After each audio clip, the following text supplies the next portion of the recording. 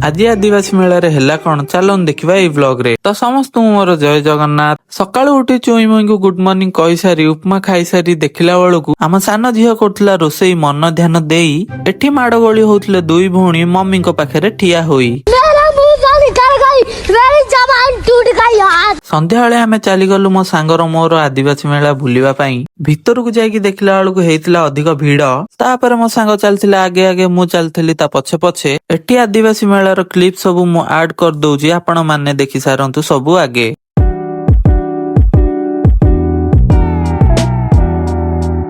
LED display କୁ ଦେଖିକି ମୋ ସାଙ୍ଗ ହେଇଯାଇଥିଲା ଛାନିଆ।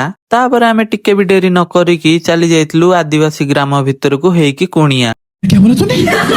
ଗ୍ରାମ ଭିତରୁ ବୁଲି ସାରି ଆମେ ଆସିଥିଲୁ ବାହାରକୁ ଆସିକି ଦେଖିଲା ବେଳକୁ ମୋ ସାଙ୍ଗ ଠିଆ ହେଇଥିଲା ଭକୁଆ ପରି। ମଟର ସୁପ୍ ଖାଇସାରି ଘରକୁ ଆସିକି ଦେଖିଲା ବେଳକୁ ଆସି ଯାଇଥିଲା ମୋ ଭାଣିଜୀ ହଉଥିଲା ପାଗଳ ପରିକା। ତ ଏମିତି ମଜେଦାର ବାଲା ବ୍ଲଗ ଦେଖିବା ପାଇଁ ମୋ ଚ୍ୟାନେଲକୁ ସବସ୍କ୍ରାଇବ କରି ରଖନ୍ତୁ। ରହୁଛି, ଜୟ ଜଗନ୍ନାଥ।